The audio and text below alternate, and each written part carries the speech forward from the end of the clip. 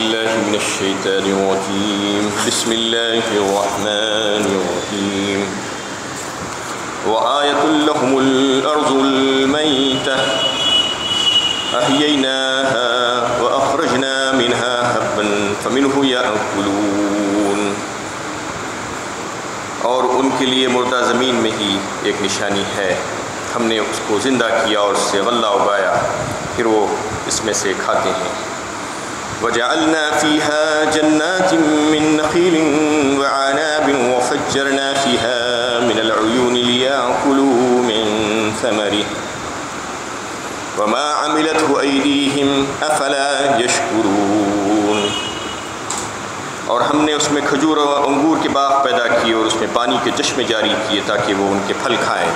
اور ان چیزوں کو ان کے ہاتھوں نے نہیں بنایا، کیا پھر بھی یہ لوگ شکر ادا نہیں کرتے؟ یہ سورہ یاسین کی 33 اور 34 نمبر کی آیتیں ہیں.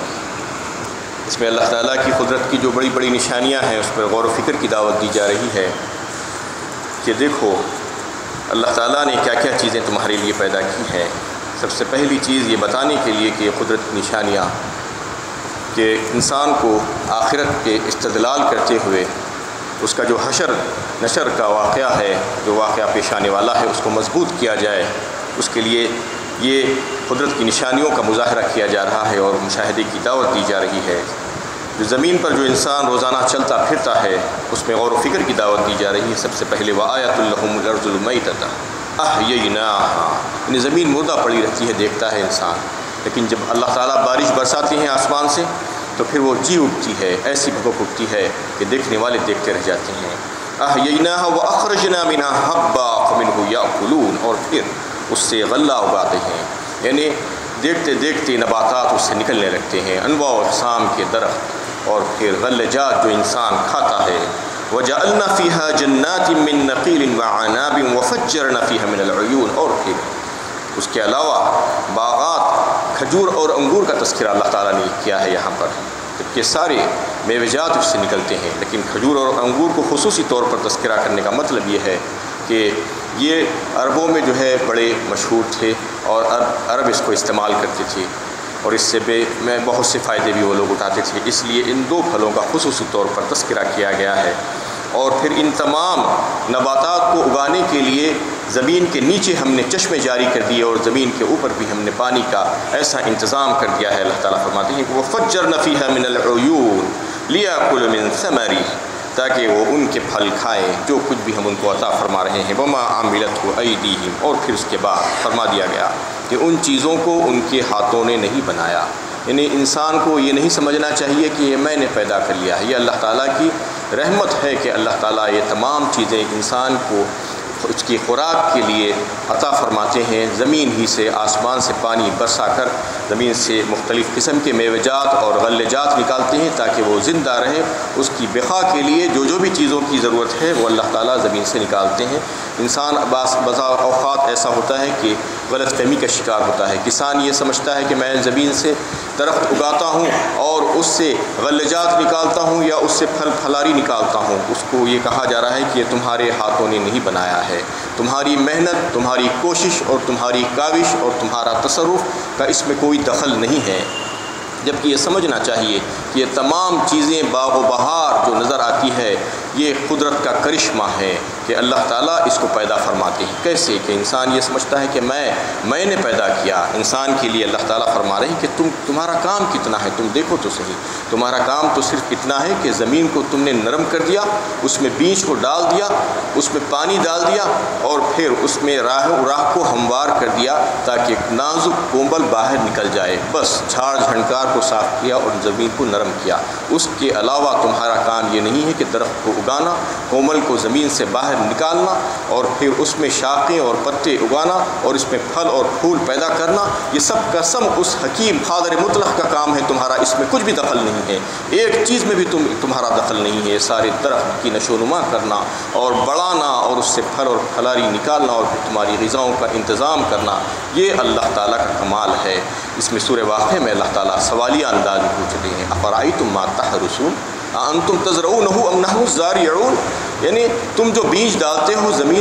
زمین میں جو بوتے ہو، تو کیا اس کی زراعت کرنے والے، اس کو نکالنے والے، اس درخت کی نشوونما کرنے والے تم ہو یا اس کے نکالنے والے ہم ہیں؟ سوال کر رہے ہیں اللہ تعالیٰ، کون نکال رہا ہے اس کو؟ تم یہ سمجھ رہے ہو کہ زمین کو بیج میں بیج کو ڈال دینے کے بعد تم اس کے درخت نکالنے پر قدرت رکھتے ہو؟ بالکل بھی نہیں۔ اس کو نکالنے والی ذات اللہ تعالیٰ کی ہے، جو قادر مطلق ہے، جو تمام چیزوں پر قدرت رکھتے ہیں۔ تو اس میں اللہ تعالیٰ بالکل واضح فرما رہے ہیں کہ تمہاری محنت اور صحیح اور کوششوں کا نتیجہ نہیں ہے، بلکہ تم تو تھوڑا سا کام کیا،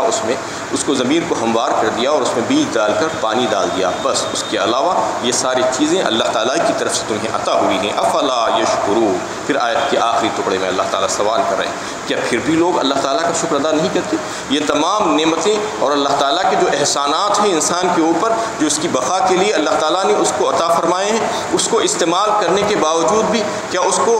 شکر ادا کرنا نہیں آیا اللہ تعالیٰ کا؟ وہ یہ بات نہیں سمجھ رہا ہے کہ یہ تمام چیزیں اللہ تعالیٰ کی طرف سے دی ہوئی ہیں، جبکہ یہ دیکھتا ہے کہ انسان کیسی کیسی غذائیں استعمال کرتا ہے، جبکہ دوسرے جو مخلوقات ہیں وہ صرف مفردات استعمال کرتے ہیں۔ کوئی گھاس کھا رہا ہے تو گھاس ہی کھاتے رہتا ہے، کوئی ترکاری کھاتا ہے تو ترکاری ہی کھاتا ہے، کوئی گوشت کھاتا ہے تو گوشت ہی کھاتے رہتا ہے، کوئی مٹی کھاتا ہے، کوئی کچھ کھاتا ہے، لیکن انسان مرکبات کھاتا ہے، سب چیزیں ملا کے کھاتا ہے، گوشت کے ساتھ ترکاری بھی کھاتا ہے، فروٹس بھی کھاتا ہے، اس میں نمک بھی ملاتا ہے، شکر بھی ملاتا ہے، ترشی بھی ملاتا ہے، سب کچھ ملا کے کھاتا ہے۔ یہ اللہ کی شان ہے، اللہ تعالیٰ نے اس کو یہ سلیقہ سکھایا۔ اللہ تعالیٰ فرما رہے ہیں کہ دیکھو ہم نے یہ ساری چیزیں پیدا کی ہیں، اور پھر ان کو جو ہے تمہارا عارضی مالک بھی بنایا عارضی طور پر، اور پھر ان کو کھانے کا سلیقہ بھی تم کو ہم نے سکھا دیا کہ تم مرکبات کی شکل بنا کر اس کو کھاتے پیتے ہو، جبکہ دیگر مخلوقات ایسا نہیں کر سکتی۔ وہ ایک ہی طریقے سے کچا کھا لیتے ہیں، ہم اس کو پکا کر کھاتے ہیں، لذیذ بنا کر کھاتے ہیں، تو پھر اس کے بعد بھی کیا شکر ادا نہیں کرو گے؟ افلا یشکرون۔ پوچھا جا رہا ہے کیا تم شکر ادا نہیں کر سکتے اللہ تعالیٰ کا؟ سبحان الذی خلق الازواج کلھا مما تنبت الارض ومن انفسهم ومما لا يعلمون۔ ہر قسم کے عیب اور نقص سے پاک ہے وہ ذات اقدس جس نے ہر شے کے جوڑے بنائے، چاہے وہ نباتات کی ہو جو زمین سے اگتے ہیں، چاہے خود ان کی جنس سے ہو، اور ایسی چیزوں کے بھی جوڑے بنائے جنہیں وہ جانتے تک نہیں ہیں۔ اس میں اللہ تعالیٰ اور ایک بات بتا رہے ہیں کہ اللہ تعالیٰ کی یہ شان ہے کہ اللہ تعالیٰ نے کسی کو بھی تنہا نہیں چھوڑا، بلکہ ہر ایک کا جوڑا بنایا۔ انسان کا جوڑا، عورت اور مرد، زمین کا جوڑا، زمین اور آسمان، دنیا کا جوڑا، دنیا اور آخرت، ویسے ہی جو ہے نباتات میں جوڑے، جماعتات میں جوڑے، یعنی جو نباتات جو زمین سے اگنے والے جو درخت ہیں، جو پھل ہیں، جو تمام چیزیں ہیں، آج سائنس اس کو پروف کر چکی ہے کہ ہر ایک کے پاس میل فیمیل ہے، فروٹس میں بھی ہے، درختوں میں بھی ہے، اور دیگر تمام چیزوں میں، پتھروں میں بھی ہے، حتیٰ کہ جمادات پہاڑوں میں بھی ہے اس کا میل اور فیمیل۔ آج جو تحقیق کر رہے ہیں اس میں یہ بات پتہ چل رہی ہے، جبکہ 1400 سال پہلے اللہ تعالیٰ یہ تمام باتیں بتا رہی ہیں کہ ہم نے جوڑے پیدا کیے۔ جب تک لوگوں کو معلوم ہی نہیں تھا کہ جوڑے کن کن چیزوں کے ہیں، صرف لوگ یہ سمجھتے تھے کہ انسانوں میں جوڑے ہیں اور حیوانوں میں جوڑے ہیں، لیکن تمام چیزوں میں اللہ تعالیٰ نے جوڑے فرما دیے ہیں، بنا دیے ہیں، اور یہ اس وجہ سے کہ تسکین حاصل کریں ایک دوسرے سے۔ ایک تو یہ ہے جو مخلوقات جو ذی روح مخلوقات ہیں، انسان اور حیوانات، ان کے لیے جو ہے یہ جوڑے بنا دیے ہیں، اور اس کے علاوہ بھی ہر چیز کا اللہ تعالیٰ نے جوڑا بنا کر رکھا ہے۔ یہ اس وقت بھی بات پتہ چل رہی تھی کہ عہد نبوی میں جب نبی صلی اللہ علیہ وسلم مدینہ شریف تشریف لے گئے تھے تو لوگ آئے جو زراعت کرتے تھے، انہوں نے آ کر نبی صلی اللہ علیہ وسلم سے پوچھا کہ ہم کھجور کے درخت لگاتے ہیں، اس کی زراعت کرتے ہیں، اور ہم اس کو اس طریقے سے لگاتے ہیں کہ ایک جھاڑ کے بازو دوسرا جھاڑ لگا کے اس سے جو ہے اس کا پھل ادھر گرتا ہے، اس کا پھل ادھر گرتا ہے، اس کی وجہ سے ہمیں زیادہ فائدہ ہوتا ہے۔ تو نبی صلی اللہ علیہ وسلم نے فرمایا کہ ایسا مت کرو، تم اس کو الگ الگ رکھا کرو، جو خلم کرنا جو بولتے ہیں آج، تو وہ کرنے سے آپ صلی اللہ علیہ وسلم نے منع فرمایا۔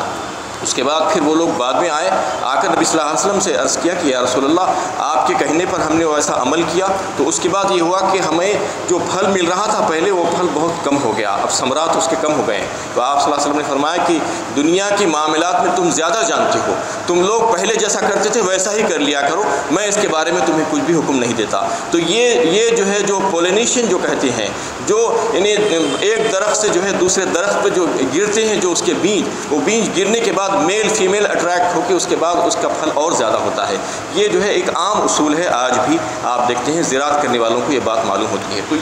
یہ چیزیں اللہ تعالیٰ یہ بتا رہے ہیں کہ ہر چیز کے ہم نے جوڑے بنائے تھے، اور دنیا کی کوئی چیز ایسی نہیں ہے جس کو جوڑے کے بغیر ہم نے خالی رکھ دیا ہے۔ وَمِنْ أَنفُسِهِمْ تمہارے نفسوں میں بھی، وَمِمَّا لَا يَعْلَمُونَ اور پھر فرما دیا آخری میں کہ ایسی ایسی چیزیں جس کے بارے میں تم جانتے بھی نہیں، بعد میں تم جان لو گے، تم تحقیق کرو گے تو تمہیں پتہ چلے گا، جیسا کہ آہستہ آہستہ اب معلوم ہوتے جا رہا ہے کہ اس کا بھی جوڑا ہے، اس کا بھی جوڑا ہے۔ تو اللہ تعالیٰ آخری میں فرما دیا کہ وَمِمَّا لَا يَعْلَمُونَ اور ان میں بھی جن کو تم نہیں جانتے۔ وَآيَةٌ لَّهُمُ اللَّيْلُ نَسْلُكُ مِنْهُ النَّهَارَ فَإِذَا هُم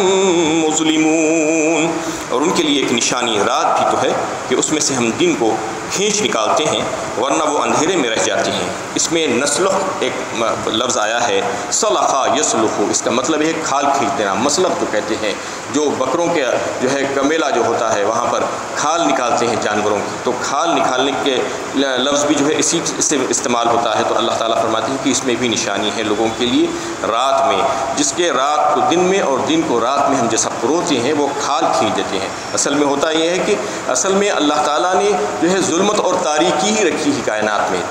لیکن اس کے ستارے اور سیاروں کے ذریعے سے روشنی پیدا فرماتی ہیں اور وہ روشنی زمین پر پڑتی ہے عارضی طور پر، اور جب عارضی طور پر پڑتی ہے سورج کی روشنی شعائیں تو پھر دن کہلاتا ہے، روشن ہو جاتا ہے، اس کے بعد پھر سے اس کو کھینچ لیتے ہیں تو اندھیرا ہو جاتا ہے، وہ رات کہلاتی ہے۔ یہ کہنا چاہ رہے ہیں اللہ تعالیٰ کہ رات اور دن کا جو فرق ہے وہ ہم کرتے ہیں، اس میں نشانی ہے تمہارے لیے۔ فَإِذَا هُم مُظْلِمُونَ اور پھر جب وہ چادر کو ہم کھینچتے ہیں تو یہ ہوتا ہے کہ وہ اندھیرے میں رہ جاتے ہیں۔ وَالشَّمْسُ تَجْرِي لِمُسْتَقَرٍّ لَهَا ذَلِكَ تَقْدِيرُ العزیز العلیم اور سورج اپنے مقررہ راستے پر چلا جا رہا ہے۔ یہ ایک زبردست علیم کا مقرر کیا ہوا نظام ہے۔ سورج کے تعلق سے پہلے تو یہ تھیوری پیش کی گئی تھی یعنی کہ سورج بالکل کھڑا ہوا ہے ایک جگہ اسٹیشنری ہے، لیکن بعد میں وہ لوگ تحقیق کرنے کے بعد ان کو پتہ چلا کہ اسٹیشنری نہیں ہے بلکہ چلا جا رہا ہے۔ یہ بات اللہ تعالیٰ نے پہلے سے فرما دی ہے قرآن میں کہ سورج کھڑا ہوا نہیں ہے بلکہ چل رہا ہے، وہ اپنے محور میں گھوم رہا ہے اور چلا جا رہا ہے، اس کو جہاں جانے کا حکم ہے۔ وَالشَّمْسُ تَجْرِي لِمُسْتَقَرٍّ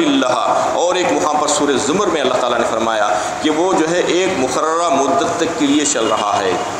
خلق السماوات والارض یکبر اللیل علی النہار ویکبر النہار علی اللیل وسخر الشمس والقمر کل یجری لاجل مسمى، آسمانوں اور زمین کو بنانے والی ذات اللہ تعالیٰ کی ہے، اور پھر وہ ڈھانپ دیتے ہیں رات کو دن سے اور دن کو رات سے۔ ابھی جیسا اس سے پہلے کی آیت میں بات آئی، ایک چادر کی طرح کھینچ دیتے ہیں کہ رات ہو جاتی ہے، اندھیرا ہو جاتا ہے، اس پر چادر ڈالتے ہیں، پھر وہ چادر کو کھینچتے ہیں رات کی تو پھر اجالا ہو جاتا ہے، اور پھر مسخر کر دیا ہے ہم نے فرمایا اس میں کہ سورج اور چاند کو اس طریقے سے جو ہے وہ ایک مقررہ مدت کے لیے چل رہے ہیں۔ یعنی اللہ کے نبی صلی اللہ علیہ وسلم نے ایک دفعہ صحابہ سے یعنی فرمایا کہ کیا تم کو معلوم ہے کہ سورج کہاں جاتا ہے؟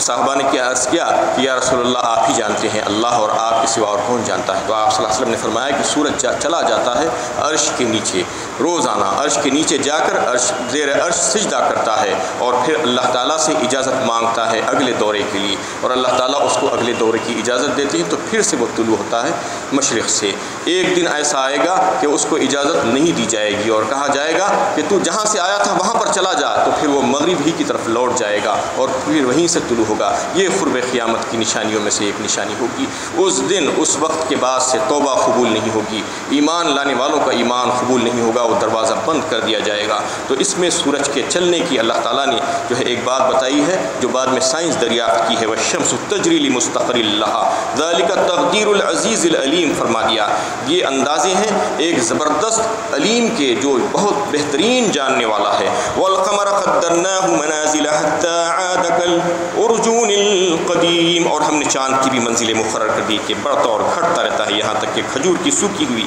پرانی شاخ کی طرح ہو جاتا ہے۔ پھر چاند کا ذکر اللہ تعالیٰ نے فرمایا کہ چاند کی جو منزلیں ہوتی ہیں وہ احادیث سے روایتوں سے ثابت ہے کہ 28 منزلیں ہوتی ہیں۔ 28 دن جو نکلتا ہے اس کے بعد 2 دن غائب ہو جاتا ہے اور پھر تیسرے دن پھر نکلتا ہے، تو آخری وقت آخری دن جو اس کا حال ہوتا ہے حتیٰ عاد کالعرجون القدیم کہہ دیا، یعنی کھجور کی سوکھی ہوئی جو ٹہنی ہوتی ہے مڑی ہوئی بالکل اس طریقے کا ہو جاتا ہے۔ آپ دیکھتے ہیں کہ 27ویں اور 28ویں کو چاند کا کیا معاملہ ہوتا ہے، بالکل ایک لکیر کی طرح دکھائی دیتا ہے،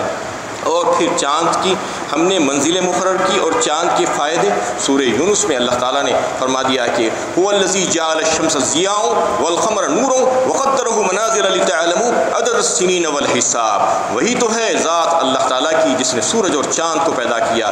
چاند کو جو ہے انہیں چمکدار بنایا اور روشن بنایا، اور اس چاند کو جو ہے سورج کو چمکدار اور روشن بنا دیا اور چاند کو نورانی بنا دیا۔ اس طریقے سے دونوں سے تم اندازے قائم کرتے ہو، حساب و کتاب کی گنتی کرتے ہو، دنوں کی، مہینوں کی اور سالوں کی، دونوں کو اللہ تعالیٰ نے حساب کے لیے مقرر کیا۔ کوئی جو ہے شمسی سال لیتے ہیں، کوئی قمری سال لیتے ہیں، لیکن اسلام میں قمری سال کو پسند کیا گیا ہے اس لیے کہ وہ بالکل سادہ آنکھ سے دیکھ کر اس سے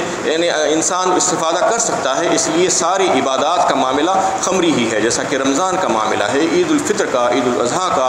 اور حج کا، اور یہ ساری چیزوں کے جو حساب و کتاب ہوتے ہیں وہ قمری سال سے ہوتے ہیں، چاند کو دیکھ کر ہوتے ہیں، جو ایک عام انسان سادہ بغیر کسی دوربین کے، بغیر کوئی کسی چیزوں کے استعمال کے اس کو جو ہے دیکھ کر انہیں معلوم کر سکتا ہے کہ آج چاند جو ہے تقریباً کون سی تاریخوں کا ہوگا اور چاند کب نکل رہا ہے، کب ڈوب رہا ہے، یہ ساری چیزیں وہ ایک انسان جو ہے اس کو سمجھ سکتا ہے۔ اس لیے اللہ تعالیٰ نے اس کے لیے انہیں قمری سال کو پسند کیا، اور اسلام میں جو ہے ساری عبادتیں اسی سے منسلک کر دی گئی اور اسی کے حساب سے جو ہے انسان اس کو استعمال کرتا ہے۔ للشمس ينبغي لها ان تدرك القمر، نہ سورج کے بس میں ہے کہ وہ چاند کو جا پکڑے،